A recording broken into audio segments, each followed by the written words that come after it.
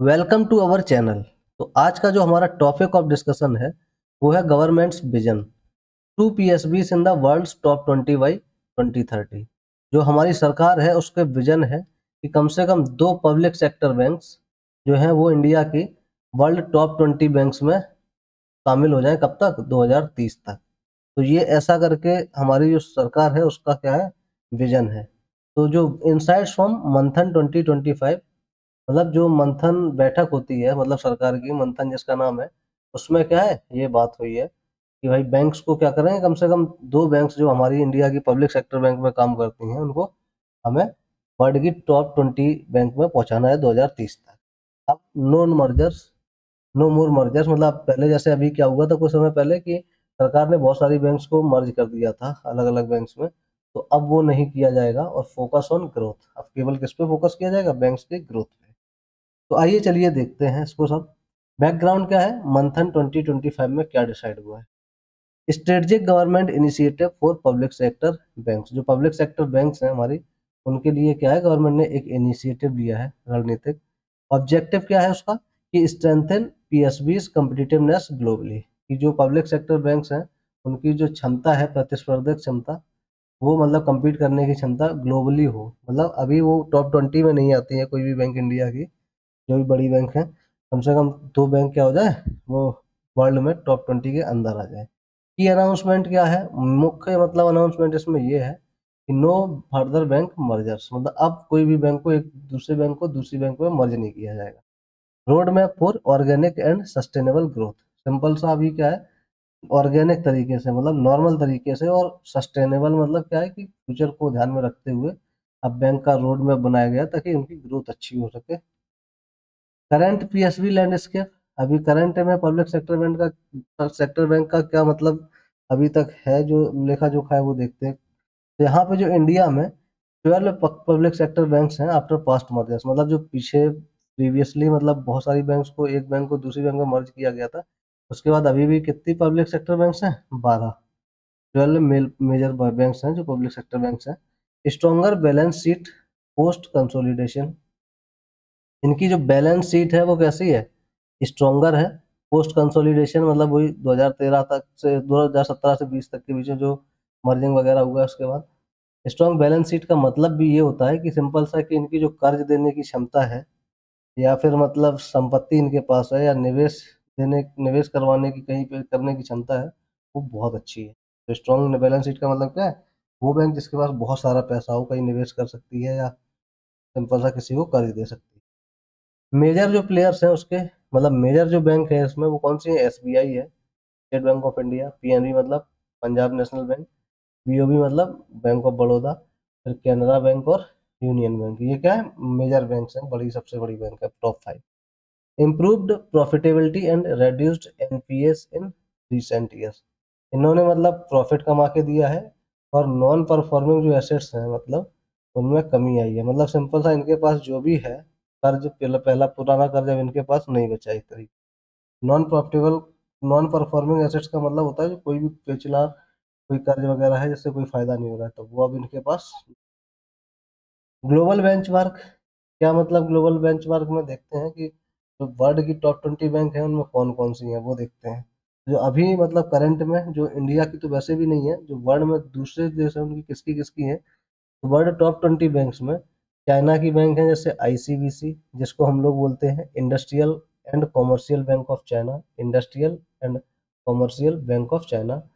CCB मतलब simple था China construction bank, और ये बैंक ऑफ चाइना, ये क्या है, चाइना की टॉप 20 के अंदर आती हैं तीन बैंक। वहीं यूएस की बहुत सारी बैंक हैं जैसे कि जेपी मॉर्गन है, बैंक ऑफ अमेरिका है, और सीआईटीआई है। फिर उसके बाद यहाँ पे है यूरोपियन बहुत सारी बैंक हैं, और इसके जापान की है। इंडिया की कोई भी नहीं है अभी तक। Indian PSBs yet to enter in top 20 rank. India की जो पब्लिक सेक्टर बैंक है अभी भी उनको समय है, मतलब अभी भी वो नहीं इंटर कर पाई हैं, उनको अभी इंटर करना है। गवर्नमेंट का एम्बिशन क्या है, इसकी इच्छा क्या है गवर्नमेंट की, वो देखते हैं। उनका टारगेट है अपनी इंडिया की गवर्नमेंट का at least to Indian PSBs among world 20, मतलब कम से कम दो भारत की जो पब्लिक सेक्टर बैंक्स हैं वो टॉप 20 में पहुंच जाएं। फोकस है उनका क्या, एक्सपेंडिंग बैलेंस शीट साइज, मतलब सिंपल सा जो बैंक है उनकी बैलेंस शीट साइड का मतलब क्या एक्सपेंड करने का मतलब उनका कर्ज देने की क्षमता, उसकी संपत्ति जो है वो ज़्यादा बढ़े बैंक की, और निवेश करने की भी क्षमता बढ़े। डिजिटल ट्रांसफॉर्मेशन, सिंपल सा कि जो बैंक्स हैं वो सारा का सारा उनका डिजिटलाइजेशन किया जा सके, मतलब यूपीआई वगैरह का यूज करके, और सिंपल सा क्या है कि मतलब जो भी चीज़ें हैं वो सारी की सारी ऑनलाइन हो जाए। स्ट्रेंथनिंग मतलब जो उनका लेखा जोखा है वो भी ऑनलाइन हो जाए, और जो कस्टमर्स हैं वो भी अच्छे से मतलब ऑनलाइन चीज़ों को, डिजिटल चीज़ों को एक्सेप्ट कर पाएँ और एडेप्ट कर पाएँ, और मतलब अच्छे से लेन देन वगैरह कर सकें थ्रू मतलब मोबाइल गैजेट्स वगैरह। स्ट्रेंथनिंग ग्लोबल प्रेजेंस मतलब सिंपल सा जो विश्व स्तर पे इनका क्या है मजबूती प्रदान करना, मतलब एक अच्छी मतलब पोजीशन में लाना है इन सभी चीज़ों का, बैलेंस शीट वगैरह बना के डिजिटल ट्रांसफॉर्मेशन वगैरह करके। क्रेडिट ग्रोथ फॉर की सेक्टर, और मतलब जो मेन सेक्टर्स हैं इंडिया के उनमें क्या है इसकी कर्ज देने की क्षमता को बढ़ाना है बैंक की, जैसे कि एग्रीकल्चर वगैरह या एमएसएमई छोटे सेक्टर हैं, उन सब में ये बैंक अच्छे से कर्ज दे पाए बिना डर के। वो क्षमता तभी बढ़ेगी जब इनकी क्या होगी बैलेंस शीट अच्छी। तो ये सारी चीज़ें मतलब सरकार ध्यान दे रही है।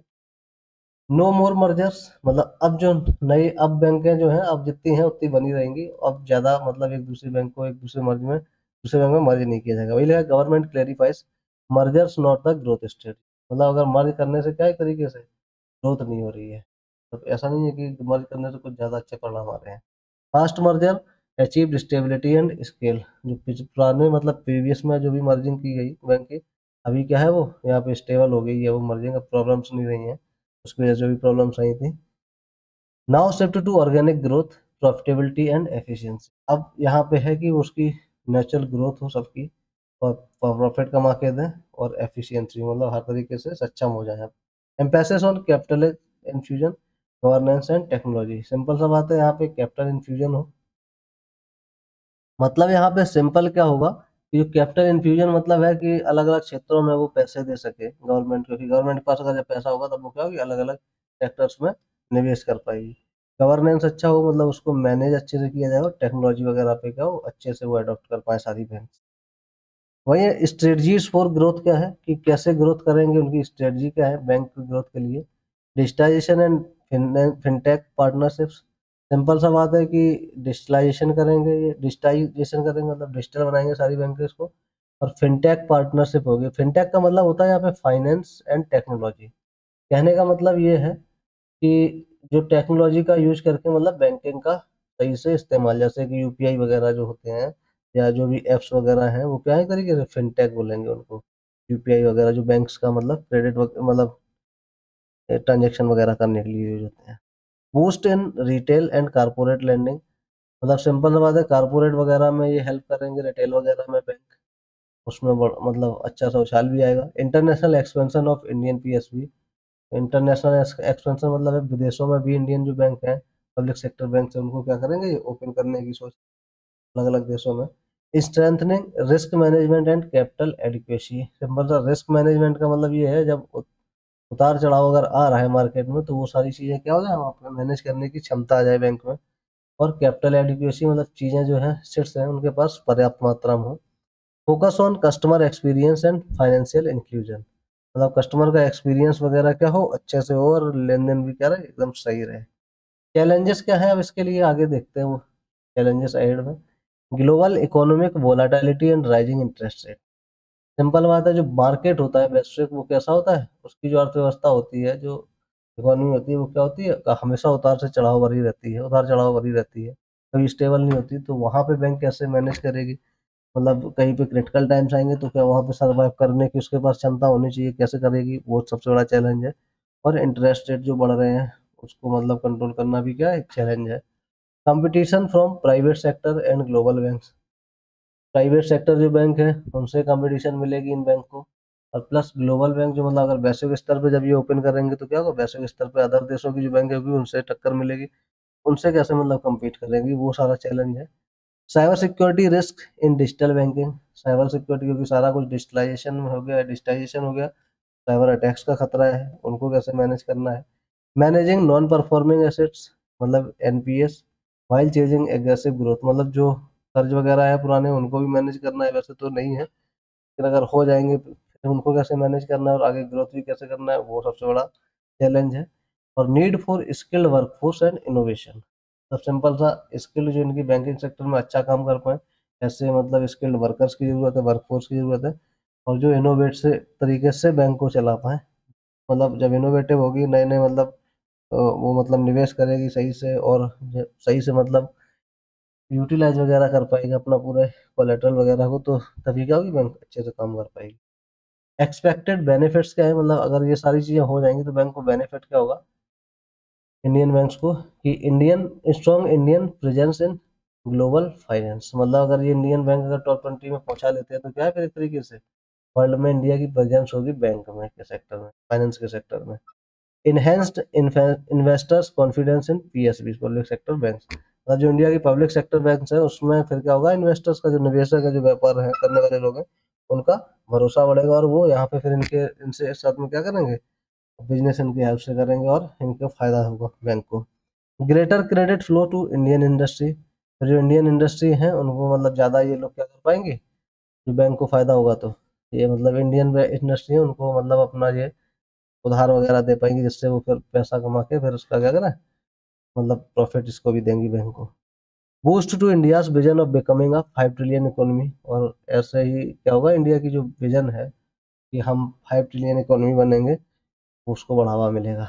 मोर resilient and globally competitive banking sector, उस क्षेत्र में जहाँ पे मतलब क्या है, ग्लोबली बहुत ज़्यादा कंपटीशन है, उस सेक्टर में फिर इंडिया की बैंक क्या होंगी, एक तरीके से उठ के खड़ी होंगी, और वो कम्पिटिट करने के लायक होंगी। कंक्लूजन क्या है, सिंपल सा, मंथन 2025 marks a new era for public sector banks. मतलब पब्लिक सेक्टर बैंक्स के लिए ये मंथन जो 25 की मीटिंग हुई है, ठीक है, बहुत ही एक तरीके से लाभदायक है, और उनके लिए बहुत ही सुहावना अवसर है।